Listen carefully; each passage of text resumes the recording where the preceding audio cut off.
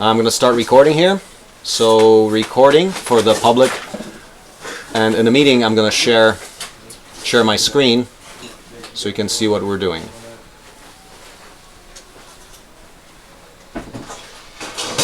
Entire screen, allow. So recording, we're doing that. Okay. There's a page called CDECO Home Design Guide. So we talk a lot about design guides, and for anything that we do, we like to create simple procedures that you can follow, including bills of materials, like visual bills of materials that you can take as modules that you can drag and drop into new documents, full CAD, and instructions. So let's peek inside here for the big picture. There's two documents here, so I'm going to go into both. This is dated today, December 9. On the wiki, so that's the first link on my own log.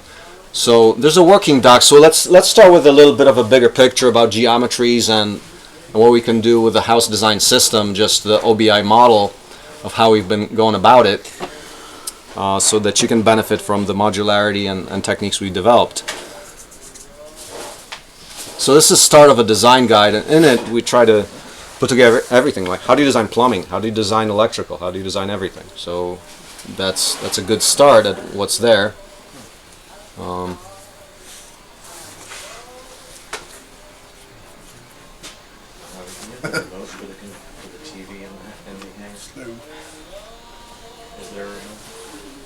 didn't take it out of the box. Yeah.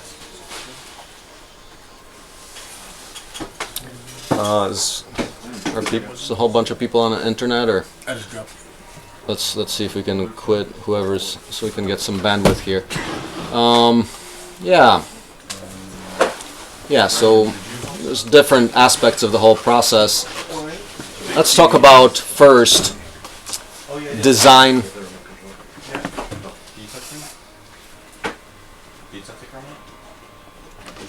Okay, modularity is a big deal. How to design one. So we typically work with 4-foot wide modules and multiples of that. So for example, we talked about 16 by 16 sections. The CDECO Home 1 was 16 by 16 modules, multiples of that. 16 is a little narrow. It's a little bit in the trailer park territory. 20 gets you to all the functionality. Like, yeah, you can do 16. It gets a little narrow if you try to fit a kitchen and bathroom in that kind of geometry, like in the CDECO Home 4 in Maysville. So 20 is very comfortable. 24 is doable. Now 20 is kind of the limit of where you have accessible lumber. Once you go from 20 to 24, lumber price maybe goes up 50% or even doubles. So 20 wide is really what you have as a good limit, unless you go to things like the engineered trusses, where we can now get 24-foot or 32-foot spans relatively easily. Can you use 2x12s on a 20-foot span? I read on the internet you're limited to 16. But you can do. No, I think you can do 20, but then you have to do, I think, either 16 or 12-inch centers. Do we know? For what? 20? For 20-foot joists, 20-foot spans, can we use 2x12s? You'd have to tighten them up. Tighten them up. There is a limit, but you have to tighten them up. Usually you're regular 16. A lot of people start tightening to 12. But depending on the utility of it, you can get into engineered joists real quick. So it just depends. Yeah, you can. You definitely can do it with 20-footers, but they're not going to be 24-inch on center like we do with our trusses. They're going to be 16 or 12. Individual modules look like this. From the Open Building Institute initial concept. So, I mean, you get the concept here. All kinds of modules, structural walls, various things. But in this animation, it kind of gives you a flavor of what that's about. I mean, that's what you're doing. You got 4x8s, up to 4x10s, and you can do this kind of stuff. You can modularize the roof sections. We've done that. Here now we're going to more like engineered trusses, but we have done like huge modular roof sections, like on a hangar. I mean, you can do all of that if you have heavier equipment. In the life size, like human size scale, you can easily do 3x16 roof modules. We've done this in one of the houses, one of the micro houses, And here I'm just trying to show that, okay, look at all the different things like floor, wall modules. You can kind of start breaking down your house into realistic modules. Okay, I'm going to sidestep into first geometries. What can you do with this? This kind of a geometry, so I'm mapping out, okay, you've got these 16 by 16 cubes, you're putting them together like Lego, so you can do all kinds of geometries, which are like this. You can have two single stories, double story. So I'm just mapping out, this is just kind of an exercise. That's rosebud, what we call rosebud. 2 floors, the black means 2 floors, basically 2 16 by 16 sections. That's exactly what it is, and it's got 2 floors. That's rosebud. Aspen, we had this other model where you have 2 single-story structures connected by a walkway.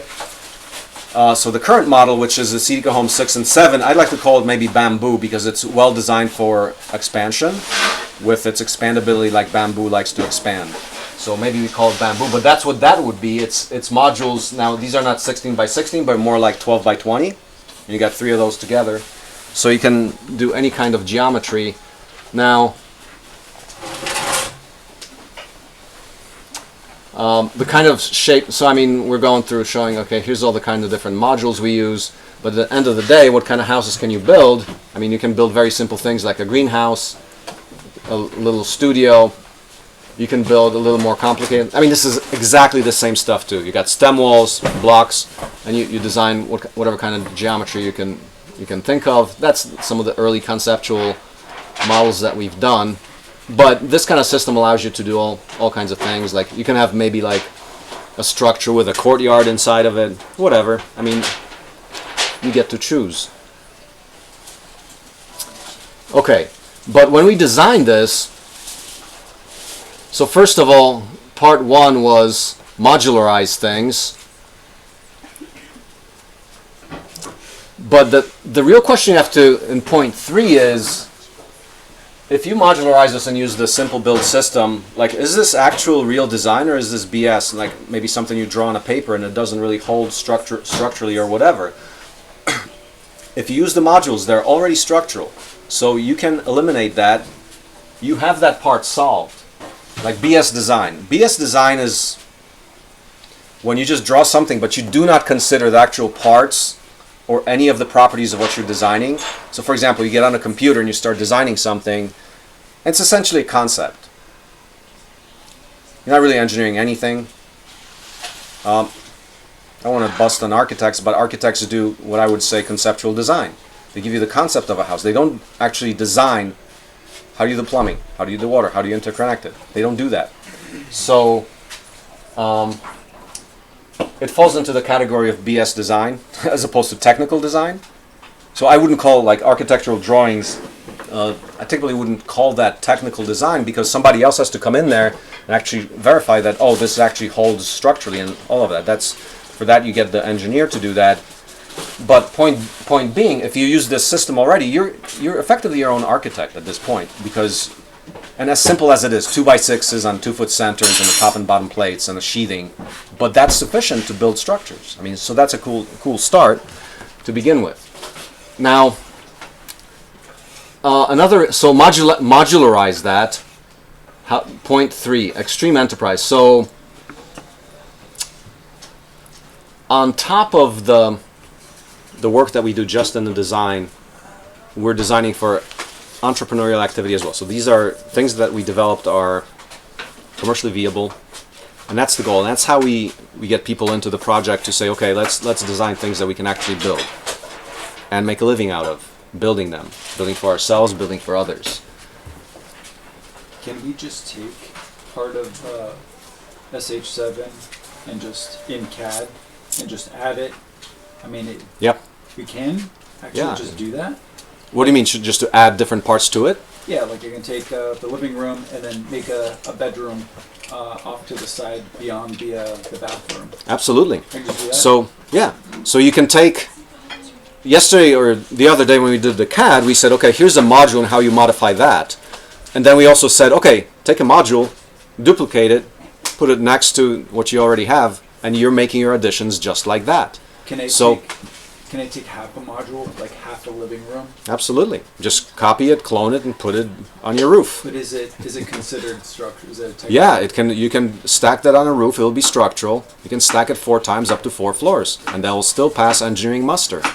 So, I mean, that's the whole point. The whole point is we actually engineered. I mean, it's like baby engineering. You know, like there's hardly any engineering in it. It's like you got standard construction lumber. You've got standard techniques, like you got to stabilize that frame with sheeting, then you got to interconnect all those things. But that in itself gives you a powerful pattern language. It's just, that's all you need. You can be a carpenter and you can do tilt up walls with all the studs and variations in there. But you can also do this, and then you can have things like the window modules, door modules, and everything else, and you're off to the races. You can do it. So I'll talk more actually about how a wall, a window, a door, main things, how do they look, how do you actually design them? Can you give us an example of like taking a section and then just start making something new? Yeah, absolutely. Let's save it for another time. It would take a little bit of time to get set up for that here. I want to go over the concept so that you can do that. All you're doing is you select a few of the parts. Say you wanted to do a second story on that house. Take off the roof, put the floor, okay, simple, do that as an exercise. Take off the roof, clone all the first floor, stack it on top. Starting with the flooring modules that you have. Now there's going to be only a little trick there. That's the flooring we have is 2x8s. That's not going to work. You're going to have to do, if you were to do that little trick of putting a second floor, you'd have to use either our trusses. So you can't take the trusses off, but you don't use the angled trusses. You'd use flat trusses. From SH6? Yep. You can do those. And so yeah, so as a good exercise, we're going to take SH6, keep the top trusses. They're rated for 50 PSF. That's enough for a second floor. The floor is on top of the trusses. It's directly right on. So do not do the tapers, which make it into a roof. Remove the tapers, put the sheeting on it, copy all the walls, stack it on top. You got a 2-floor house. Now you got to put the roof on it, which was the same thing as that. So you can think about it that way. By all means, it's amazing, right? And this is digital design. You can now take FreeCAD and create designers which allow you to do this kind of stuff automatically. They can automate some of this stuff for you. So hackathons, like I want to get to the point where we have, like, once people get trained in both the build and some of the theoretical aspects of collaboration, like I want to see huge design events where a whole bunch of people on the docs and CAD and automated workflows, we're just designing a new model like over a weekend and building it into, so I would see, for example, future builder crash courses, if we can facilitate the actual design part. Come to the event. Oh, we're actually not going to design a house. You're going to design it on the first 2 days. We're going to go through all of that. We can generate a new model using computer-aided design and FreeCAD, and we can build that out using this construction set approach. So that's a realistic thing I could look forward to, because it takes a bit of time to do all of this, but we can automate a lot of it. So hackathons would be ways to do that. Get a whole bunch of people just doing that. Here I talk about, well, let's get hundreds or thousands of people designing it, but that's hard to coordinate. But if you have automated tools to do that, you can have a couple of people just do that overnight. Like Jackson's been doing stuff like that these days. So various modules. Okay, I'm going to quit out of this doc and go back into the house design guide. So when you're actually designing a house, what do you look at? So I'm going to cover just basic design parameters. I'm going to go into utilities. I'm just going to cover water, because each of these things could be extensive. But I'm going to teach you how to design your entire water system in 10 minutes tonight. But let's start with some other things like FreeCAD module modification. Learn this so you can modify all the modules we're going to talk about. This is the exercise we went through the other day. That's cool. Okay. Design parameters. So these are the parameters we start with. Cost, lower cost by reducing inefficiencies and unnecessary redundancy. Simplicity, Simple designs are cheaper and easier to build. Efficiency, make the best use of materials and resources. Speed, rapid builds reduce cost and effort. The parallel part, modularity and paralleling with speed, that's a swarm build method. We like that. Rapid builds reduce cost. If you have a lot of people working on it, it's fun, so you can have more fun doing that. Modularity, that's what enables the parallel rapid builds. It's more accessible to more people. Once again, the model where you can build a module every weekend. Like the simple structural module takes you under an hour to build. So if you have a place to store them, you can build a whole bunch of them and just install them rapidly over a weekend with your friends. So that's the beauty of modularity. Human scale. So now we're working with human scale, but we're also we design the same thing that you can, for example, build a whole roof on the ground, lift it up with a telehandler. So we definitely have human scale built into this. I must say the 10-foot wide modules make the house look way bigger. Mm-hmm. I mean, compare that to Suzanne's. How does Suzanne's place feel compared to the one we're building right now? Suzanne and James, what we visited yesterday. Oh yeah, it's the same size. Astronomically different. Yeah. Did you know that that's the same size house? The height really makes a difference. And now it looks like it's a way bigger building altogether. So that's really cool. But it's also a little harder. You know, lifting these things is a little harder. Like I'm used to, like, we did 8s and 9s. 10 is a little more challenging. If you're building by yourself, I mean, stick with 8 if you want to do that. I mean, that 20% of a heavy module can be much easier to do. But it is human scale. Trade-offs, there are no perfect solutions. Know your priorities and the consequences of each choice. So that's a design problem. So, design principles. We always ask this: how much will it cost? Can I reduce it while still meeting structural and usability requirements? When is a higher cost justified? When is it valuable to you versus not? Is it, when we do this, we ask, is this simple enough to be built by amateurs? Would simplifying it even further make it better? Or is a certain level of complexity justified by efficiency or other trade-offs? How can I use any resource in the best way? Can it double duty? Can its cost-benefit ratio be improved by adding functionality? Double duty, flat roof. It's also a PV mounting rack. Things like that. Or a flat roof, it's your yoga deck or whatever. How do I break this down into modules? How will these modules be built? We don't just design a house. When we design it, we say, how am I going to be building that? Because a lot of times it was myself I was both the designer and builder. And I'm like, I'm going to build this. I'm going to design it this way. This is too hard. So if you have that level of responsibility, your design is going to look more like what we do. Modules. So, do you require special skills? How long will it take to build? How much will it weigh? When we do that, we say, okay, we're going to cap that limit. The big 14-foot modules are about 170 by themselves. That's like at the limit, pretty much, of a human. A stronger human, of course, can do more. One person can lift that module up all by themselves. The stronger people here can. The smaller people probably not. But a smaller person can definitely put up an 8-footer. It's well within their limits, perhaps. How practical it would be to carry it and install it? How are we going to lift it onto the roof? When I can have cheaper, better, easier, and faster, which do I prioritize and which do I sacrifice? How can I balance these things?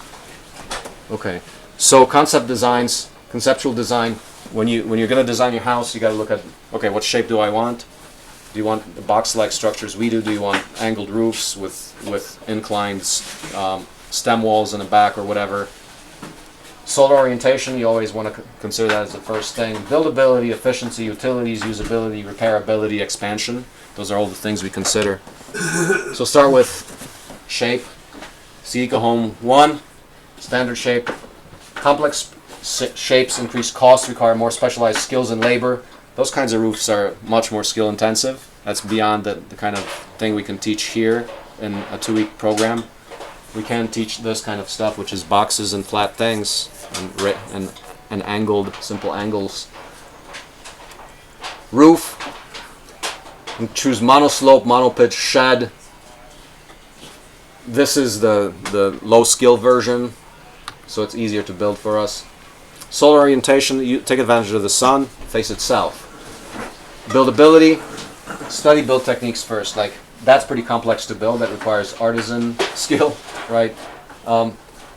We build a smaller building, but a building with a 40 foot by 40 foot open space, vaulted ceilings, and no middle post is buildable like this, but it will require cranes, custom ordered beams, and a specialized crew like this. Well, we're close actually. We can build 32 foot wide spans readily with our trusses, so we actually can come close to that at very low cost. Efficiency. So when we built Citica Home 1, it's like an attic, but it's usable. We actually, that's where I sleep. That's our bedrooms and stuff. So make it double duty.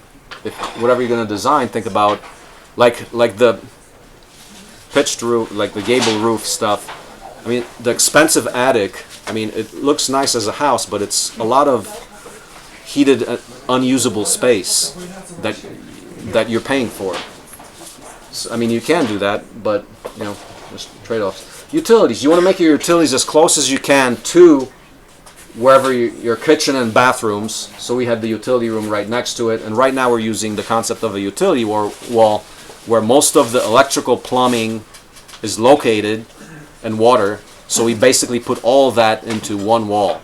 In Citica Home 4, the division between a kitchen and a bathroom is called the utility wall. It's that double wall with a space in between. And in it, we ran the pipes between the two walls, the waste pipes.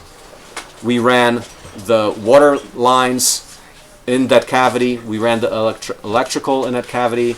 So once again, just easily installable without drilling or complexity. You have that channel, that utility wall with that space where you can route everything. That's how we do it. Usability, repairability. We think about openable walls. That you can say that with the beadboard, which we used, but accessible utility channel for electrical at the bottom. Okay, expansion. Yeah, we actually, so that's Citica Home 1. We did use that. So if you notice right now, the house has a front addition there, so we definitely did use that. We also have another hidden door expansion in the utility room, so we can actually expand to the other side, which we haven't done yet. Okay, technical design. Let's talk about just basic loads. Uplift, base shear, racking, overturning. You gotta prevent all of that from happening. I'm not gonna get into the numbers too much here. Let's take a look at materials though. So this is, I mean, you're getting hands-on into this, but two-dimensional, 2x so-called lumber. Comes in 2x2 through 2x12 dimensions. You can get that readily off the shelf, so you can design things this way. Our common feature is 2x6. We just use just about everything is 2x6, except for a few things that are 2x4. Well, the interior walls are 2x4.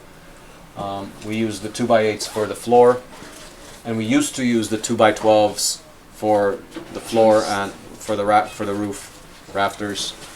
But we're moving into the trusses more. Wood.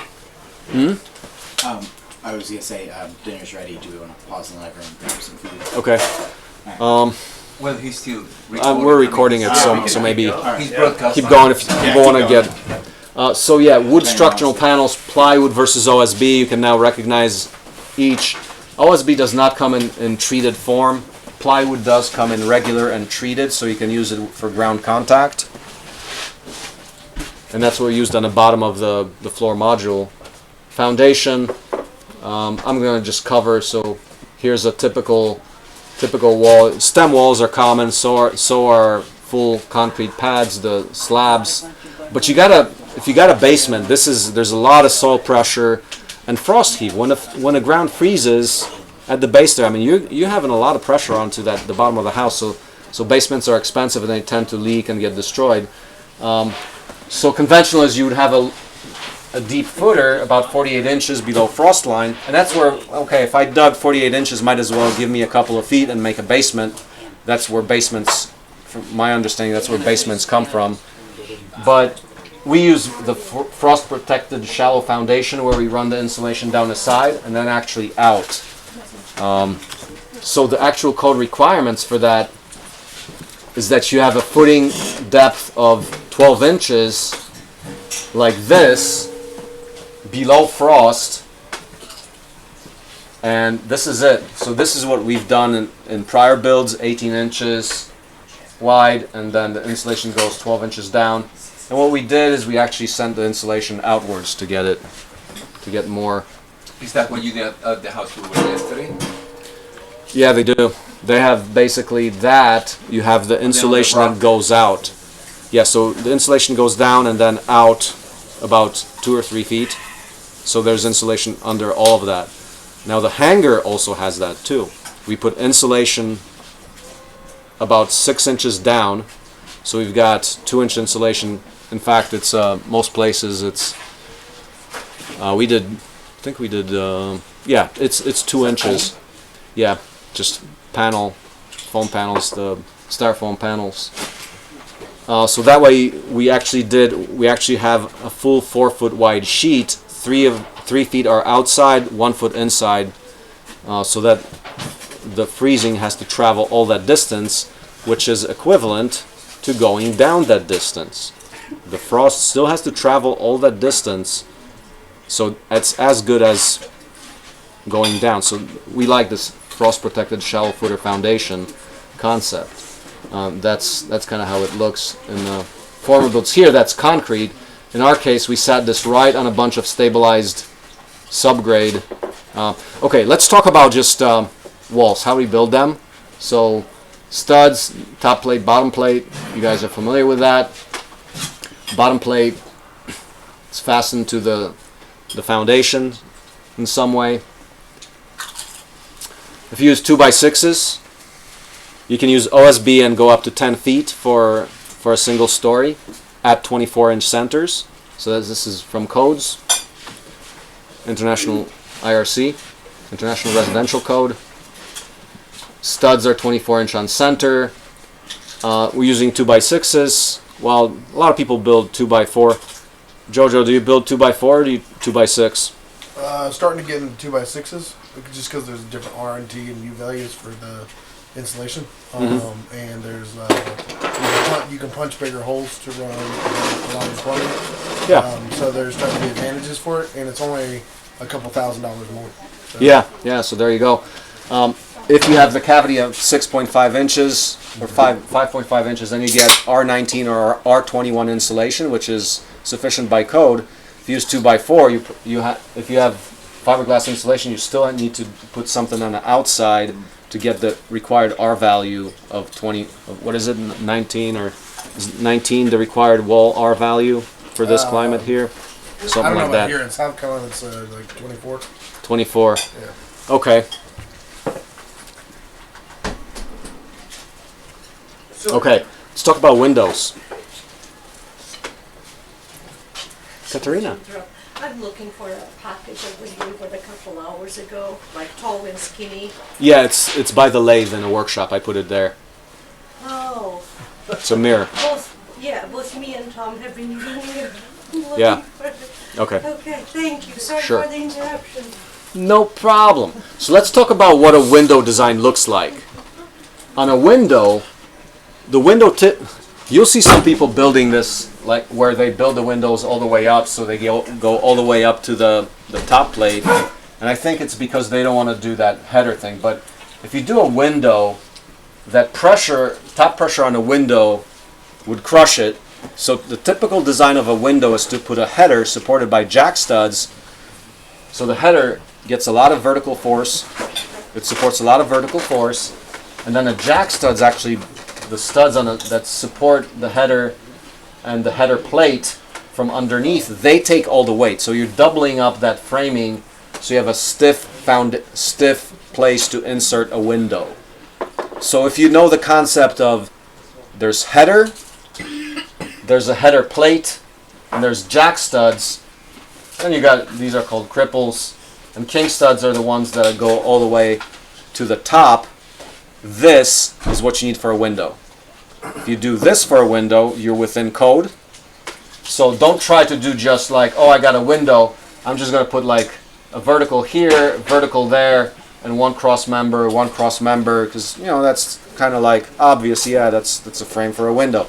Well, that window's not going to be well supported, and the weight from the second floor is going to bear on it hard, because here the force transfer, say you got 10 stories above, 4 stories above, you're pressing down on this, it goes through the header, but it goes through the jack stud. So the window feels none of that force in principle.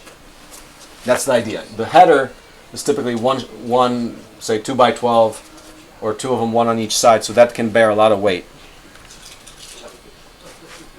I'm not going to get into too much stuff. Top plates, concept like we talked about, overlap at corners. So any overlap will catch, so if this is a wall here, it will catch this other wall where this top plate of this module is here. This one catches the other wall. So you're tying one wall to the other. What if we have like a triple top plate and CD Cohom 6, but here we only have one?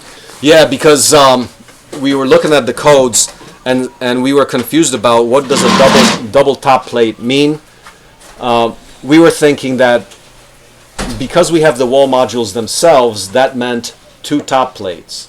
However, when you go into the code, it actually says it's considered a top plate if it has at least 2 feet to the next break. So in fact, the wall module itself that we already built counts, like say this wall module, it already counts as a single top plate. 4 feet. Yeah. 4 foot, so that middle point there, it's 2 feet away from a break, so therefore you can put the second top plate, you can always get it 2 feet away from that break, so you have 2 top plates that way. Now we do have wall modules that are 2 foot 3 inches. Does that, would that matter as far as code? If you have a strict Okay. enforcer, Okay. typically maybe not, because this already has safety factors built in. Interior sheathing and bracing. So sheathing is so that you don't get this type of racking. On a big hanger, that's very important. If we just had the hanger without the sheeting outside, it would just collapse in the next wind, because modules like these, prior to the sheathing, they can rack very easily. All you have is some nails from the studs into the top plate. Very easy to rack it.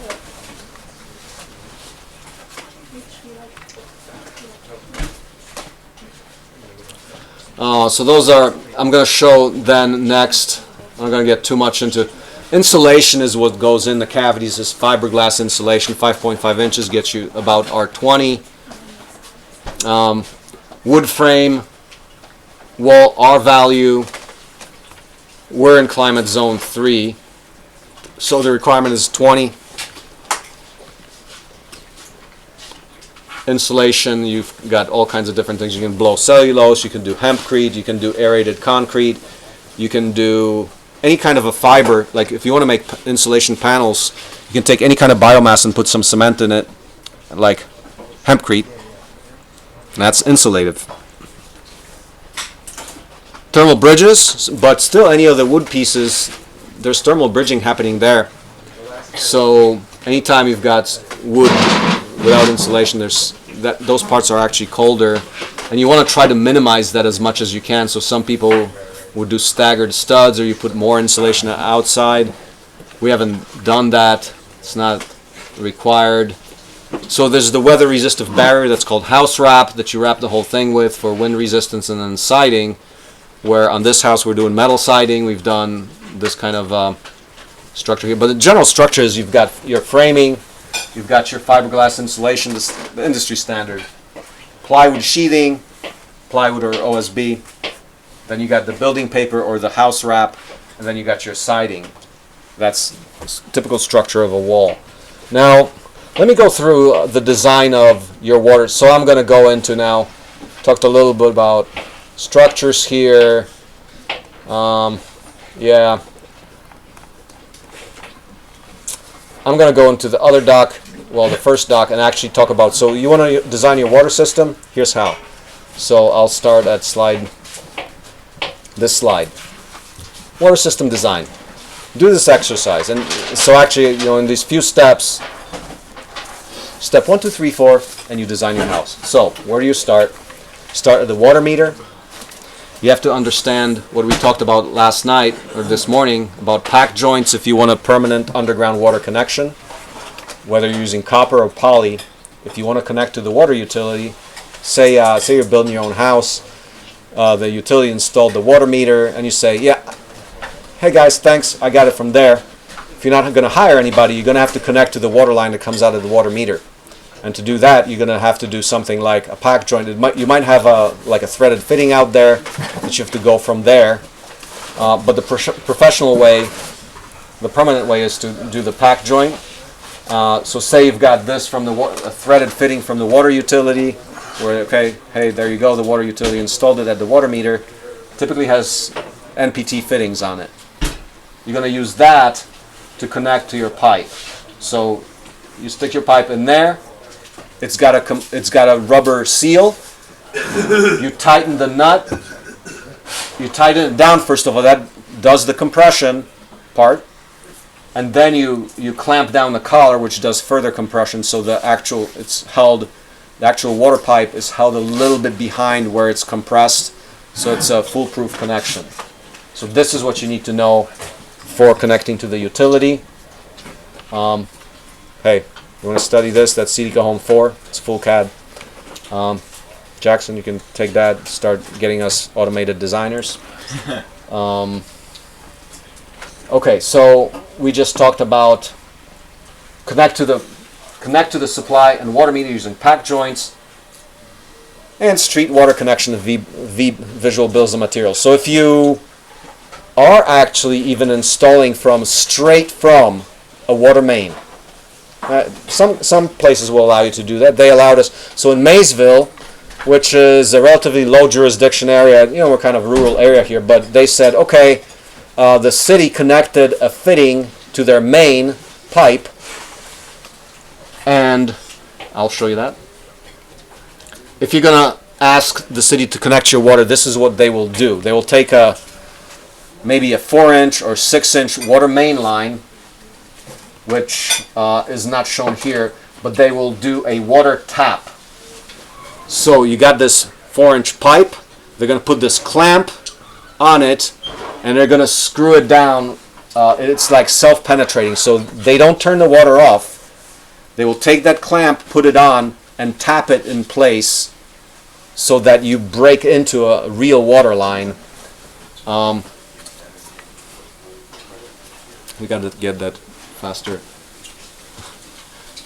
I'll call the company and give us. We have a gig service. We have 200 meg. Well, right now we're on 200. Oh, okay. So we can get 1 gig. So I think I'll try to call the company tomorrow. Okay, so in this thing, so this is a visual bill of materials. So I'll click on that to show you what it looks like. You get this on eBay.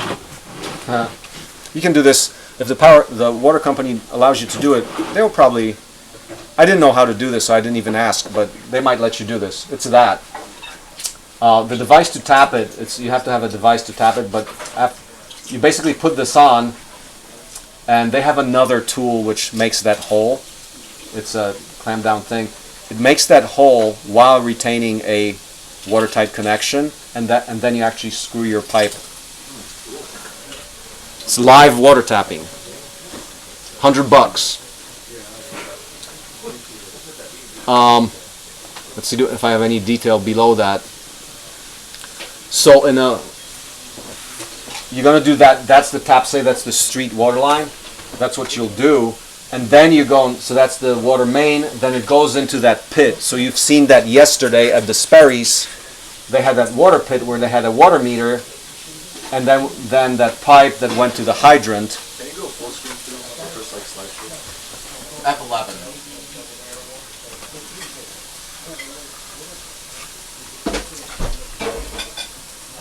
I can't see. Top right. There's no F11. Slideshow, if you hit the slideshow button. Thank you.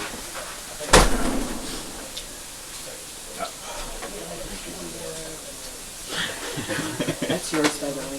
Thank you. Thank you. Eat some. Loading. Oh, I'm just gonna dine out as we wait for.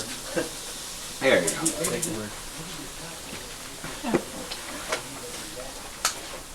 water pit, 42-inch below ground. We took the trencher yesterday, we were doing that. To the home. We said pack joint. So right after this, that's actually a pack joint. Here they have it actually exiting from the bottom. Sometimes you'll have it just exiting from the side. But that's the pack joint from which place you can use that blue poly pipe that we showed, that we had. Wait, you guys didn't even see it yesterday. Wait, yeah you did. Yeah you did. The pipe was there, the blue pipe that was on the site. And it goes into your house. So now you got water to your house. We're going under the floor. So now what's the water service entrance? How do you design that? What do you need? What do you need for that? This is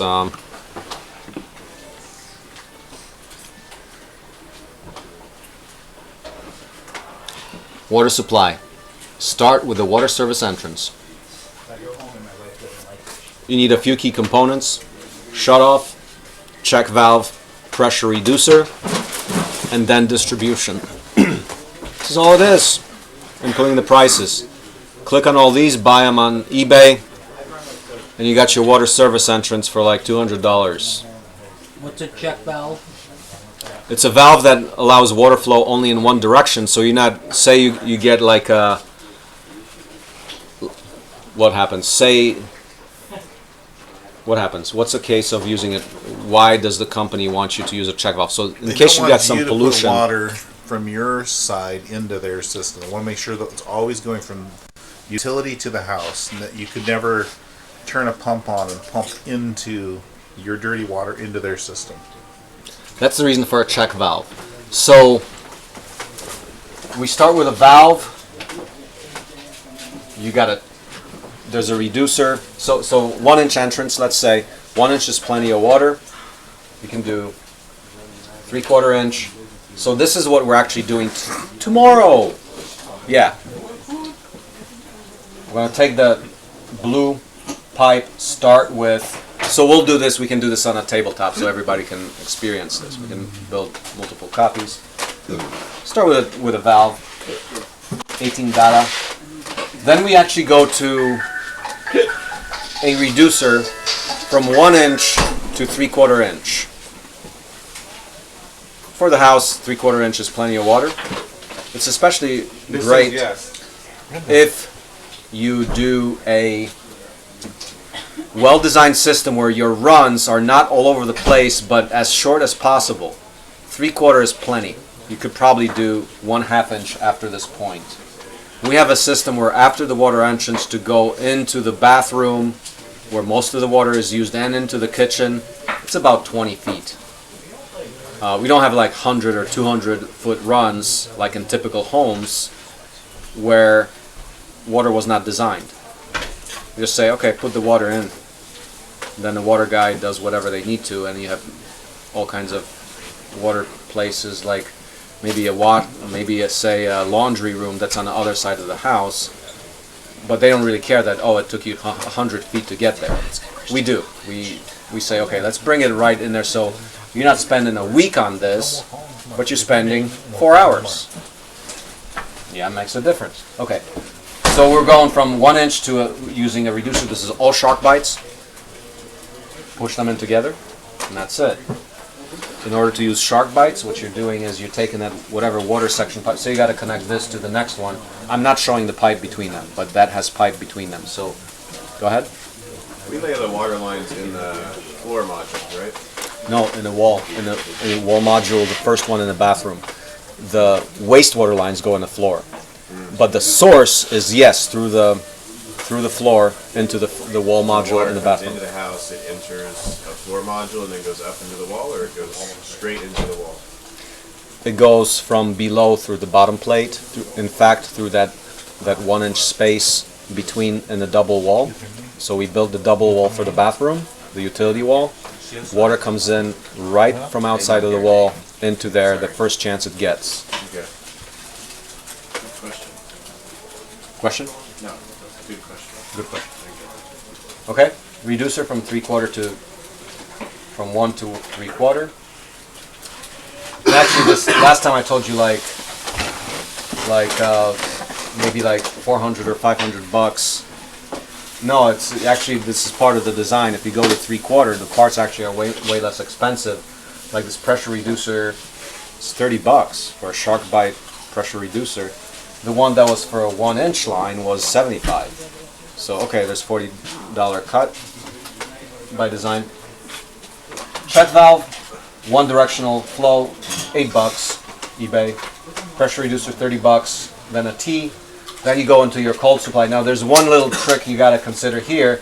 So the other things that are not obvious, cold supply, you got cold supply to the water heaters from which you get distribution to everything. Bathrooms, sinks, toilets, everything else. But don't forget about your hose bib. You'll probably want to have a garden hose. So do that. And don't forget about a pressure tank. A little expansion tank. What happens with the water heater, when you're heating water, it expands within the pipes. That thermal expansion is enough to create leaks over time. So this little expansion tank has an airspace and it accepts that extra pressure. It's like a relief valve. Yeah. So when the water heats and cools, the airspace in there just expands and contracts, and you don't get big spikes of pressure. So say you left your water heater on and you've got a whole bunch of hot water. Well, say you think about an on-demand water heater. Okay? When water heats, it expands. Water is not compressible. Water is an incompressible fluid. It's not like air. So any heating of water will result in the fact that you're expanding whatever you got. So you can think about how that can start messing with your system, but you need to accommodate that extra pressure. Because, for example, between the water heater and a hot faucet, pressure builds up. Now that water heater, I'm explaining how this works. The water heater has got a cold supply. So now you expanded the hot side, all the valves are shut off, you're connected to the street water supply. You got a check valve on that street water supply. So that check valve is responsible for the fact that you now need an expansion tank to expand. And that's one example where and that's why they want you to put a check valve, because for example in a water heater, if everything gets hot, water goes back into the utility. Not a lot, but they don't want you to do that. So expansion tank, $40 at Menards. Only difficulty here is, and it's not difficult, is you gotta make a mark. So you got your little piece of tube between the valve and the reducer. Connect that with pipe. Make a mark, because you're not gonna see, like when you're inserting that, you're gonna have no idea whether you inserted it all the way or not. Once you get the feel of it, you can pretty much easily feel it, but if you're a novice, you won't know how far you inserted it. So you want to make sure you do like for the 1-inch pipe, make a mark like 1 1/4 inch from the end, and when inserted, that mark will go right up to the fitting, and you know that you inserted that 1 1/4 inches in. That's the only thing you got to pay attention to. The other thing though is, so this is a cutter. These are hyperlinked. You can see what all these tools are. You got cutters, you got a reamer, so you want to ream out. Once you cut the pipe, you'll have little flakes of plastic in there. You might want to ream it out with a tool that looks like that for interior reaming, or you can use this kind of a reaming. It's another kind of a tool with a sharp head that you can do for interior. These are PEX lines that we're going to use, is that right? Yes, it's copper tube size water line and PEX lines after that. If somebody wanted to use copper anyways, they could still use shark bites, is that correct? You could use this exact same system because PEX is copper tube size. Ream inside. This tool is to chamfer the edges. That's a good idea because the shark bite fittings have rubber seal, rubber O-ring in them. Sometimes a sharp edge might actually break that, cut the rubber. So you want to chamfer it. Using these. These are exterior. They basically slide over the pipe and cut and make a chamfer. So the pipe looks not straight like that, but the edges are a little cut down. This tool does that. You can click on that. So you got to use a tape measure. Oh yeah, and these are completely reusable. you got to use this little ring. So you can't, once you put it in, you're not going to be able to pull that pipe out. The only way you can pull it out is if you hold that collar, which releases the springs, and then you pull out. But you got to hold it. It's a two-handed operation. You hold this collar next to, we'll experience this. We'll pull it out. It has a little ring. Yeah. It pushes the ring in. I can explain it. You'll see it. Okay, so now we got to the water entrance. From this point, distribution. Would we need a water hammer arrestor somewhere in there? No, because PEX actually is a little flexible, so it doesn't require water arresters. Cool. So this is once again good question. All the advantages of a flexible means. Now, why are we using PEX? Unlike copper, you can route it and bend it very easily. What is a water arrestor? Do you need that? What is it? We're using copper. Water, because it's not compressible, when it's moving, it has inertia. And so if you suddenly shut off a faucet or shut off a dishwasher or something, sometimes you can hear it in a house and hear like a distant like echo. Hammer. And that's because you're like all these molecules that were suddenly moving. It stops at one end, but the others are still moving, so you get a shock wave that goes down. Sometimes that can actually bust a pipe. And so this is like a module you put somewhere in the water supply line?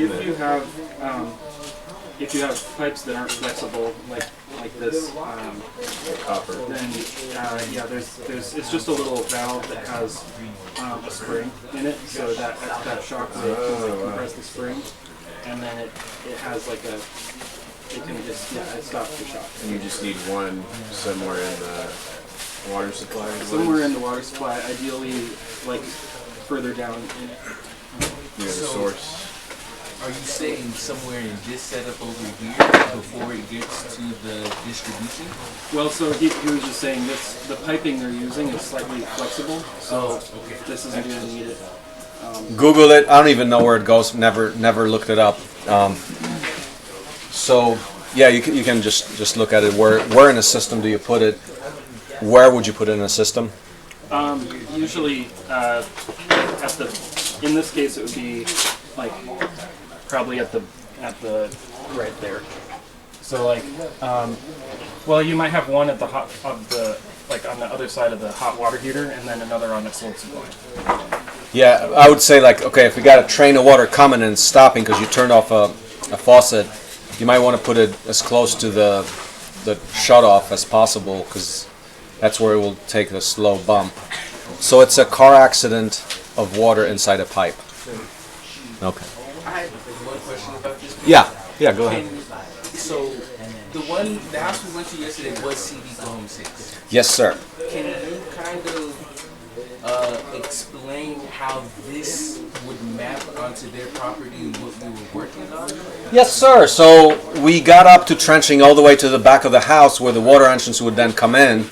We did not lay the pipe. They still had to make that connection, make sure there's no leaks and bury it. But okay, it goes back in the back of the house, and it's the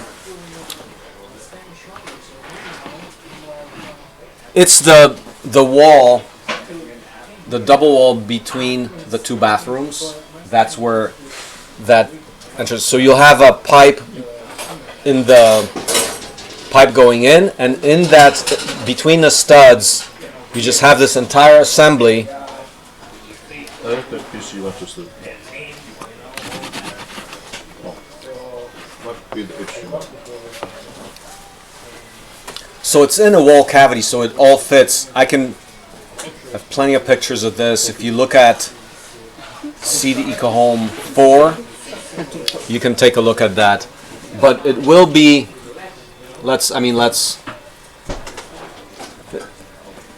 This is the builder crash course document. So actually, okay, this is an example of it. This is the old one where I was still using threaded fittings.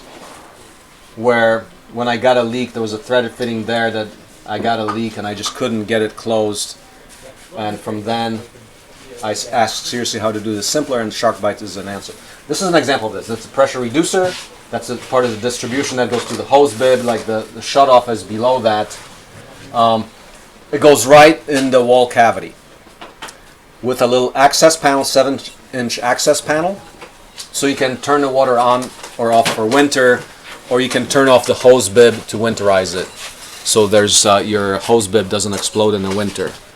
So the water intake is exposed to the open air at some point? No, water intake is not exposed. It goes in from the bottom of the house, but the hose bib is exposed. What you have in a hose bib, right behind the shutoff, you have water. The hose bib is metal, it will conduct, it will freeze in the winter. So you have to shut that off. So when you dig that trench at the house we were at yesterday, you dig that right up to the house? Yeah, exactly. And then you dig like, what do? You dig out a little bit under the foundation Take a to get to pick. to get to the wall, then you just drill through the wall and then... Yeah. And in fact, it's, yes, drill through the wall. We forgot to include, remember we talked about that little box in Module 5. We never installed it, so now we're just going to drill straight through. But, yeah, that's where it enters, the back of Module 5. So that's floor a Module 5. stabilized subgrade foundation, is that right? Yes. So that is not prone to freezing? When we go there, we're going under the insulation. So yes, it's protected 100%. So there's an insulation layer in the stabilized subgrade foundation? Yeah, so the stabilized subgrade includes what we did in a Sperry house, 4-foot wide sheets, 3 feet hanging outside, 1 foot in. To get the water in, you got to go through from below. Insulation. Yeah, and then you have insulation on the front of the floor module. You just have a half-inch of pink foam, but inside of it is already insulated. Below that, about 4 or 6 inches, is where we have the 2 inches of styrofoam to protect that. And the water pipe is going from underground, so there's no freeze risk over there. So what if you had a concrete slab that you were building on? Would you have insulation somewhere under the... If you have a concrete slab, you do effectively the same thing. So you insulate this. I showed you the shallow frost protected footer, insulation down and out. Water goes in underneath all of that. So now, if you're trenching, okay, the practice of trenching is you're ripping through that insulation like you've seen yesterday. You're ripping through it, but then you put some more insulation to replace that as best as you can and bury it. So put another layer of insulation, just get another cut of that 2-inch material. So if you have a slab, do you need to have a portion of the slab opened out to put the water line through when you're having it poured? You do. You do. Let's show you the CDCA Home 4. So let's go to SH. You do that all before you're pouring concrete, I'm assuming. Yeah. What we did is in the concrete, we left a box open, framed in a wooden box where there was no concrete, and that's where the water came in. Because, yeah, I mean, how are you going to... You dig a hole under the foundation into that box? We pre-plumb the water. We send that pipe in when we do the foundation pour. We already have the water pipe and the plumbing that's required for the toilet and shower. So we have to build that. We have to build all that in. Here, forget about it. We're building that into the floor modules, and then we're just connecting to it. So Which is possible because you can easily cut through a stabilized subgrade foundation. Yeah. But not a slab. Yep. Well, it's more about the fact that you've got the drainage pipes inside the floor. You have to get like a very particular slope on that. You have to do that prior to your foundation pour because you can't get access to your pipes at that point unless you break all that concrete. Yep. If we go to SH4, build pictures and video, this is what the practice of doing that looks like. So let's say build pictures and video. Oh, that's going to take forever because there's 30,000 pictures. So we're going to go to SH2. SH2 has less pictures. That's the one that's here. So build pictures and video. All right, let's take a look at. Oh, there you go. That's what it looked like. Interesting. Had to do all that. So that's the toilet, and that's the both for the shower and for the second floor. Is that like a PVC pipe that you've got the PEX run through? Yep. We, in fact, we just did it. You see it's coming out there. We didn't even use a pipe for that. We just ran it straight. Well, under the yeah, no, you're right. Because under the foundation, I think we did put a pipe, so it's just easier to slide through when we put it in there. So if you ever did want to replace it, So you had just concrete there. slide it in and out. Yeah, you can. Right now, in the way it is, you can probably get it. You can probably slide a new one back in. That's what it looks like. Interesting. Yeah. Okay. And you did the sewage line the same way there on that one. Like Sewage line, yeah. Yeah, the PVC pipe. So this is what's inserted under that foundation. But see, this is very precise. Everything here is down to like a ½ inch. So you got to glue this. It's got all the dimensions. It's well documented. But if you were to build Citica Home 2 with a slab, you would follow this exact thing because it's got the geometry of the Citica Home through Citica Home 4. If you want to build a slab, all the dimensions for the plumbing that you need to put in there are there. Yeah. So what happens if the angle of your sewage line is too steep? Is that going to work? You get a clog. You clog. So if it's too yeah, really? because the Water water outruns the outruns solids. Oh, that's why. So you want like a balance. Interesting. And if you don't You have want- any angle, then it just doesn't drain. Huh. you want it to float. So on a shallow layer of liquid. If it's too shallow, it will be moving too slow, and you also get a clog. So it's like a quarter per foot for a standard drop. So if you have a septic tank, you need to maintain that same That's- angle all the way to the tank. That's why we like the idea of a pump vault, because then you're completely free from getting that length of plumbing that you need to follow any kind of gravity regime. So I do have a question about that. Yeah. Last time when we were talking about the check valve Yep. after the pump vault, we were talking about how many gallons could be in that 250 feet of pipe. If we get to the point where the volume of the pipe is close to or is exceeding the volume of the pump vault, is there a way to add in fresh water as we're draining the pump vault to then be able to actually send all of the effluent far enough down the pipe that it gets to the end of the PVC? Or are we only using whatever 70 gallons are in the tank at any given time? Well, you can do that, but the point is all the flush back.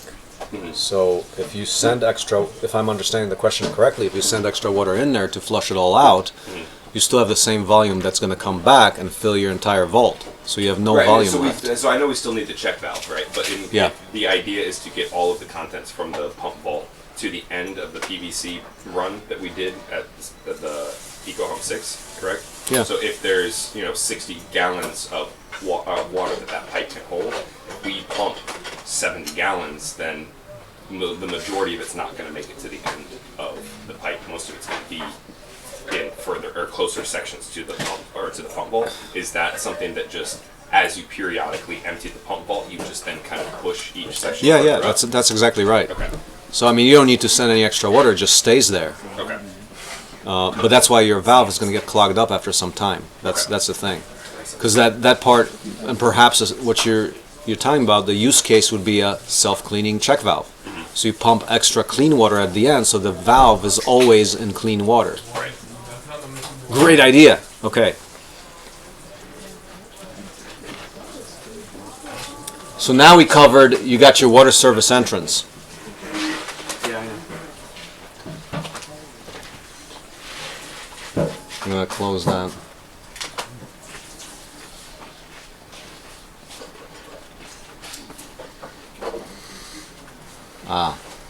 Sorry about that. I gotta go back to.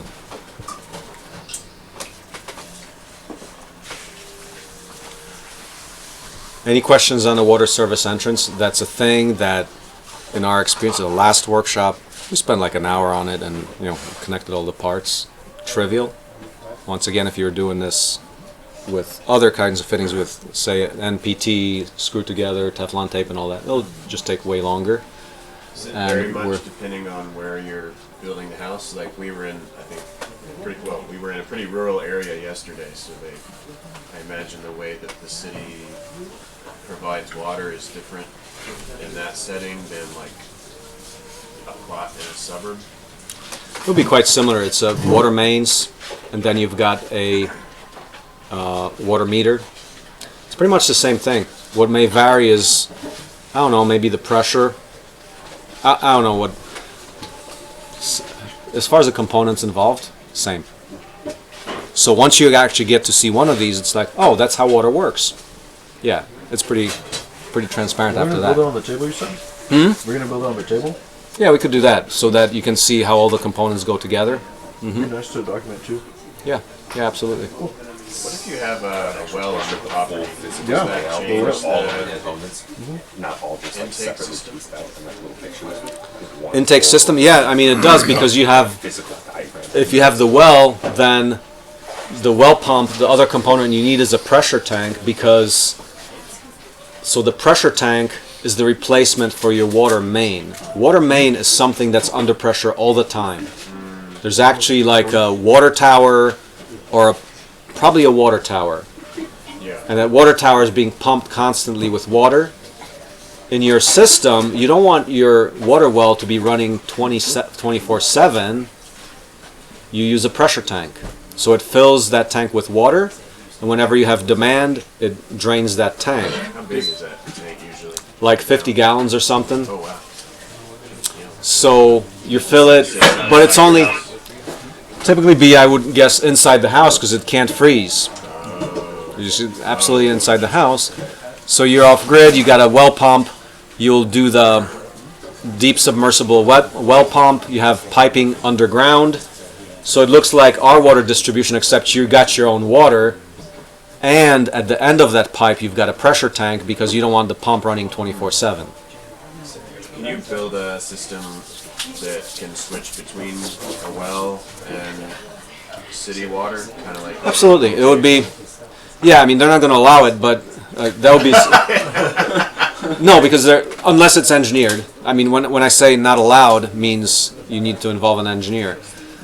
But they're going to be concerned about, okay, is this sucker going to pump dirty water back into the system or whatever? So they're going to be tight about it because it is a real concern. Like, say you got a water well, you got some ag runoff in it, and you're feeding that into the city water. That's not good. But yeah, you would set up a system where you can switch between the two. It would be maybe a solenoid valve or a manual three-way valve. You just select, okay, here's one, here's the other. Just like we do with the hybrid inverter. You select one or the other. One is the solar, other is grid. Same thing, just a three-way switch that allows you to do that.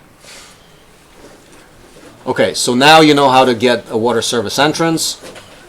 Now water roughen. So you got to go to water distribution now. What do you got? Besides the hose bib and the pressure expander, you've got every sink appliance. What do you got? What are all the things you need to feed? Toilet, sink, kitchen, shower, dishwasher, washing machine. You beep. Just the faucet. The beep or hose? for outside, like a hose. Hose, we've got that.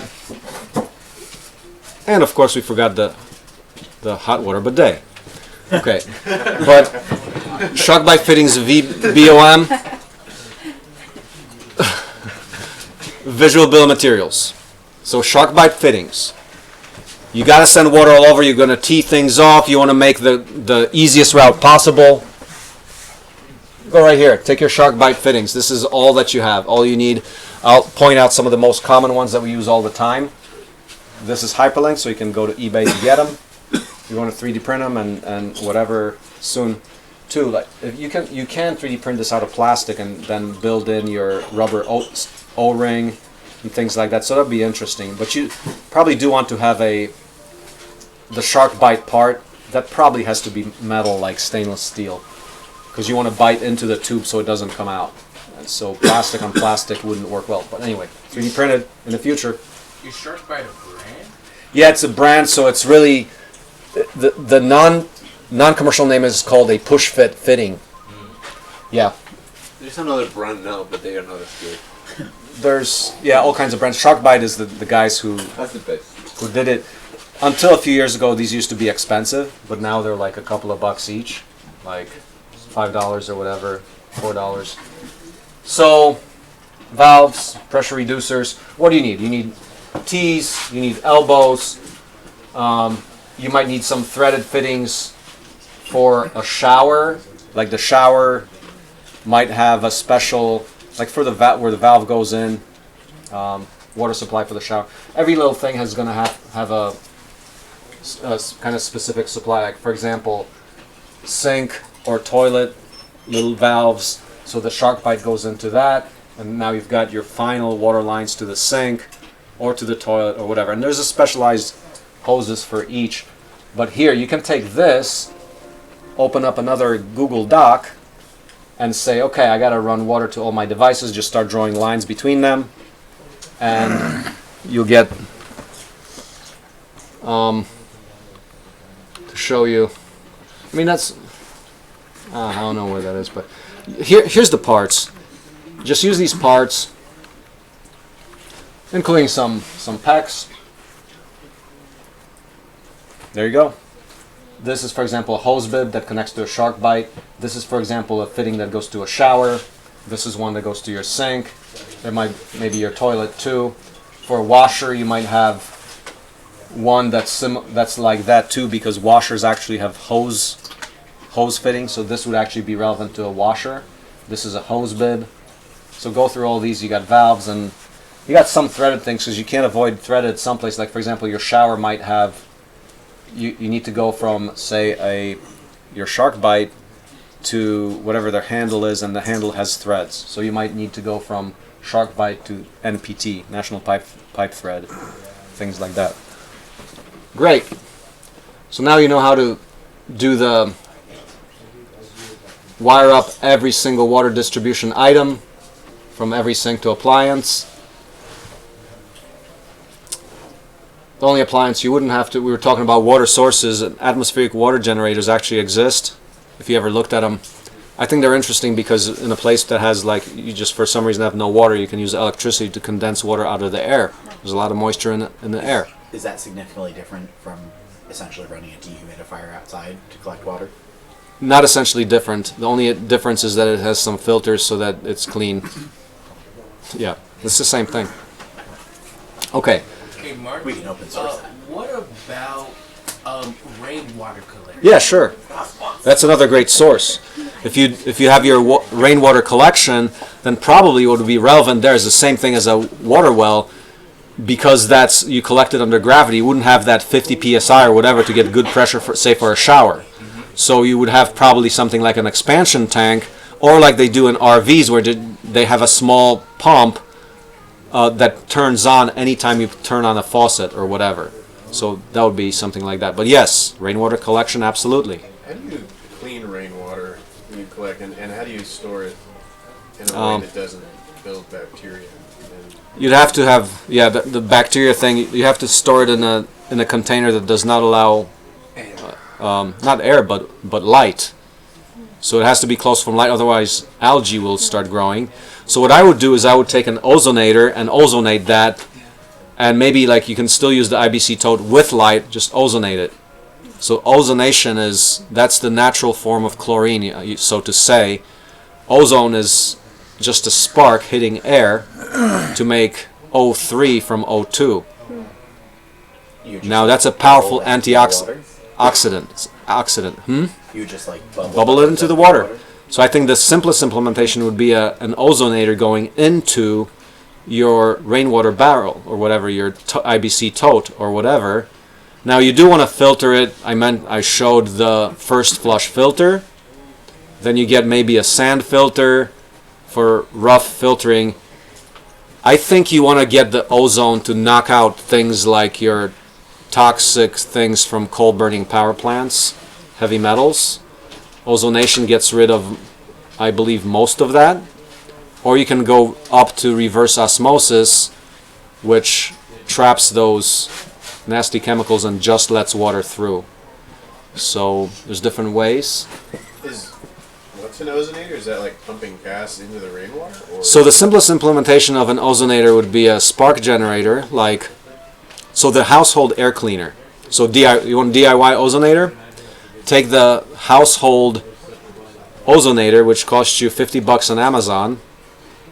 Put it in a container. Put a water pump. You have to bubble that, so you have to get a small air compressor like you use in an aquarium. Yeah. A fish tank compressor connected to an air stone that bubbles that ozone-rich air into the water. And that will do what to heavy Kill metals? bacteria. Ozone is a powerful oxidant. It doesn't remove the heavy metals. It will oxidize them, turning them into benign forms. It will kill a bacterium so it doesn't kill you. I see. It doesn't remove them, it just nullifies it. Nullifies it, yeah. But you can get the flakes, whatever, the waste of that thing. I mean, what's a heavy metal that we know? Lead. Cadmium. So what happens if you ozonated cadmium oxide? Is that still bad for you? Does it precipitate out? I don't know. I don't know. Typically, what happens is like you'll have the ions of whatever, some heavy metal, and when you oxidize it, it typically will. I believe it will typically precipitate out. Ozone's really good for sanitizing, killing bacteria, killing viruses, things like that. Yeah. But also, yeah, and if you're concerned about radioactive waste, you can send that through a mushroom pile. So mushrooms are really good at breaking down things like radioactivity. So get the book called Radical Mycology by Peter McCoy, who's been in this. He helped us with one of the workshops because we did a little bit of the mushrooms and aquaponics. So Radical Mycology. Read about toxic waste removal using mushrooms. In case anyone's curious. Fungi. It's a little book.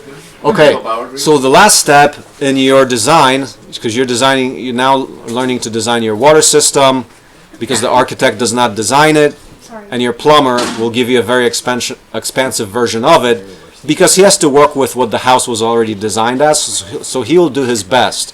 But at the design stage, you can take and design a very effective water system that's low cost and easy to build. So last step is appliance connections, and then water heater connection. So if you go to, that's linked to another document. This comes from CDECO Home 4. The CDECO Home 4 is the most well documented of all of them. There's, as I mentioned, close to 1,000 pages of build docs, full CAD, and everything else. So water connections, super connections, because it's like all shark bite. Super as in you can do it super fast. So here's the things that you need to be aware of. So I mentioned about all those other shark bite kinds of appliance connections now. So what do we got? You definitely have washers, toilets, sinks, kitchen. Let's wait for it to boot up here. These are just simply parts you get. The issue is every kind of appliance has its unique kind of a shut-off valve. So the washer will have your hose bib type connection. Your toilets and sinks might have these separate style of compression fittings. These are the types that are, well, actually it's mostly this shark bite to this other compression fitting. Very common. Washers, toilets, sinks, kitchen sinks, they all actually use the same one. So you can use this exact one. At the end of your distribution, you will plug this on the end of your PEX pipe, and you're ready. Only different kind of so while these fittings are the same, the hoses are not. So you're going to get separate ones for the toilet, for the sink, for the washing machine. Sinks come with their own, so they'll come with their own. You don't have to get it typically. Some kitchen like some washers will have their own special connections. That's really the biggest part. You've got 10 different appliances, you got 10 different hoses, and it's a pain in the ass. So I would design this so there's just one hose that fits everything, right? So that's once we make our open source components, we can do that. But then your sourcing goes from 10 parts to 1. We like to reduce sourcing within under the name of degeneracy, reducing the number of different parts you need to get to a very small set. So you can just do it like you're gonna like go to the store 10 times here if you're doing this the first time. So to save that, go open source design with one kind of a fitting. You can click on these. This is what you need to do right now until you start making your own. Marcin, So, yep. So say I have a house with 4 bathrooms. Yep. Something like that, right? And so I have an input source, and so I'm running text through like a long route, something like that. Yep. You know, so from the city pressure to, you know, your it's the 1 inch or the ½ inch PEX or whatever. Yeah. Is that going to give me enough pressure? Do I need to have a secondary pump in order to like maintain pressure throughout the entire house? At the one, we have our design of water service entrance includes a 1-inch entrance, and at 3/4 you're pretty good. Okay. Googled the water quick exercise at 50 psi. How much does a 3/4 inch connection get you? Because 1 inch overkill. Right. Fine. Google what. How much water can I send? What is flow rate Yeah, there's of a 3/4 inch flow rate that I need PEX? to hit. There's a target flow rate that I need to Yeah, hit. you just say, what do I need? How much are you using for your shower? Yeah. 2 gallons per minute. You got 4 people taking showers at the same time. Right. You need 8 gallons per minute. You got a sink, one or 2 gallons a minute. Right. So how many appliances are you going to need at the same time? So you got 5 running at the same time. You need 10 gallons per minute. Okay. So what does 3/4 get you? This is basic calculations. What is flow rate of 3/4 inch PEX at 50 psi, say standard household water? Okay. And it will get you an answer. It says 10 to 15 gallons per minute. Now that answer is, I would go in a well-designed system, you're at this 15 plus. 10 assumes the standard inefficiency, which is like 100 or 200 foot water lines. Here we have 20 feet from the source to actual point of usage in the one we're building here, and same as in CD Go Home 4. So you're talking about if it's 15 or more, and I'll probably say like more like 20 because it's only 20 feet as opposed to standard. Yeah, let's take 7 devices at the same time. You got 7 people taking showers and it's all fine. That's probably good enough, unless you see that your usage would be much higher. Okay. What if I wanted to add a expansion onto the other side of the house, so that So we it's would very add a far away. bathroom to the other side of the house from where the water intake and the current bathrooms are. Yeah. So I guess I would have to run a line in the wall to the other side of the house, I guess above the doors, and with that. Say it's Would like that- over 100 feet or something like Yeah, that. would that run be fine, and also Yeah, would yeah. that way of routing the pipe be okay? If You're you- fine for 100 to 200 feet still. If you need It's to, not a if problem. you're using like city water and you're using a pressure reducing valve, those are adjustable. So you could up from 50 psi to say 60 Got it. if you really needed more flow out of it. So let's say your city provides you 70 psi. What's this figure going to be? Yeah, you up your valve to 70. And now you have 9 to 12. That's a fake answer. Great.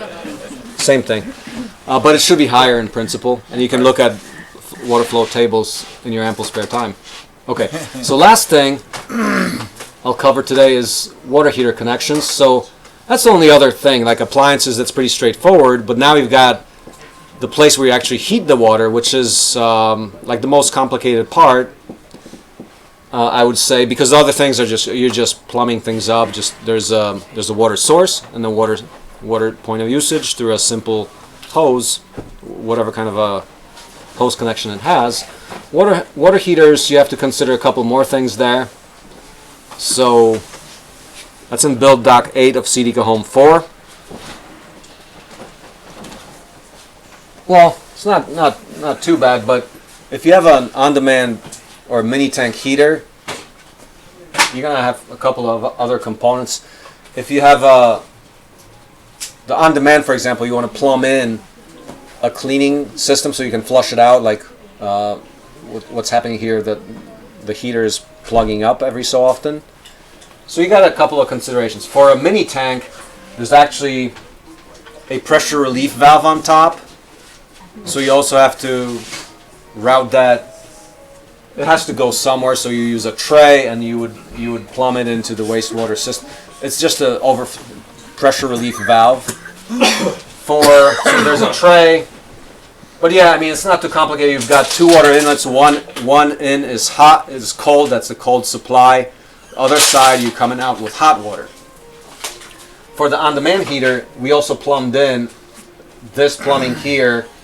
I won't go into detail, but if you want to do this, you want to build in a system that you can connect readily to another pump. And they also have kits. You can put a kit where it allows you to flush it, and it's got two simple connections. Here it's like we're just home brewing it with existing parts, because in the name of lower part count, since we're already using all of these ones, I don't want to get like the special kit, which say it breaks, I need to find another one, whereas here I've got full control over the replacement of the parts. So just a couple more considerations, but also relatively simple. You can follow these diagrams. This is like, there's a lot of information in this. If you study this, this is like all you need. If you're plumbing up either a mini tank or an on-demand heater. I'll close it at that. So that's the water system. We'll cover like electrical and plumbing tomorrow.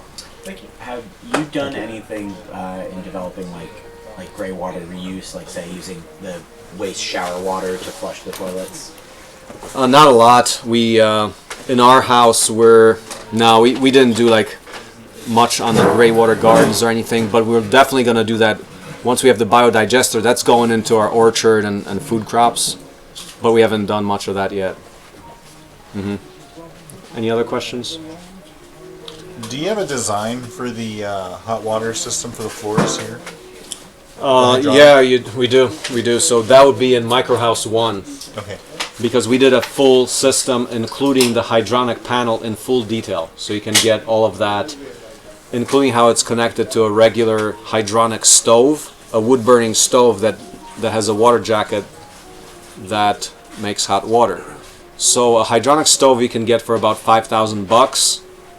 And that's where we went. You saw the other presentation where we made our own heat exchanger, like that would fit on top of that stove. Yep. And that is super cool because it's got 1-inch pipe and it gets hot. It's pretty simple. It costs like, I don't know, like $300 in parts, so you can put it on any wood stove. That's better than $5,000, and it's actually more powerful. It's like twice the output of a $5,000 stove. So it's good. It's modular too, so you can stack a couple of them. Would you do glycol in a system like this, or just straight water? In a system like this here, I would do straight water because I'm assuming that it's not going to freeze in the winter. But in the other house, which was unheated for a long time, we don't see any evidence of any pipe explosions though, because I don't know, like we've got earth contact and those pipes haven't frozen, even though it wasn't it's not heated, but your stove, like where the bulk water is, that part can freeze. So we actually drained that for the big hydronic stove that we have in the Microhouse 4, the building with the greenhouse there. That one we had to empty in the winter, and I think we actually did add antifreeze into that because that was definitely a failure point. So if you're gonna heat, the answer is simple no. But if you're gonna leave that building unattended for a long time, yeah, you'd want to fill the pipes. But I wouldn't be concerned about the floor. Like here, I don't think the floor ever gets below zero. The temperature in this house, it does go below zero, but I don't see any evidence of the PEX being destroyed or anything. And is the PEX running onto the floor here? Is that encased in the concrete, or is Yeah, it it is. below? So We then got I the wonder- concrete poured right over the PEX. So then I wonder if the concrete is also helping to encapsulate the expansion if it does end up starting to freeze. Because it's not necessarily the ice that's the problem, it's the fact that it expands and puts pressure on a concentrated spot. Right. But then if it's encapsulated by 4 to 6 inches of concrete on all sides around it, even if the ice is pushing out, it's not just the strength of the PEX that's holding it together, it's the strength of all Yeah, the concrete. I would say that, and Mark will probably say no, it'll bust it. In Alaska, I promise you, if you let your pad freeze in Alaska with water in it, it will crack your concrete and break your PEX. But I bet you're right that here you have enough earth energy that you would not have a problem. But in Alaska, I promise you. Oh, I don't have it. You got 14 feet of permafrost up there. It's a little bit different than here. Yeah. Say 12 feet to your frost line. Yeah. No, you got to put your water pipes 12 foot down. Okay. How many feet down is it here? Like 4? Here it's like 3 feet. Yeah. Yeah. So any other questions, and then we'll just wrap up and do some utilities tomorrow. Thanks, man. Yay! By the way, great job today. I mean, we got water into the hangar, we got fiber into the hangar today, and we got ourselves a roof. That was pretty good. To everybody who did that, who did the grunt work of digging. Yeah. Yeah. So we gotta get a bathroom in the hangar. Yeah, we got to do that. So. Oh, I can show you the bathroom in the hangar. I like that. You have such an Alaskan accent. It really came out when you were explaining about the I was like, whoa, I never noticed it. I was Here's like, that wow. Alaska accent. Yeah. That's funny. Okay, It reminds me so of Sarah I'm Palin. going to stop recording here. Have you considered doing mutton chops? No, but we should take me in there and do it. Yes. Yeah, you should.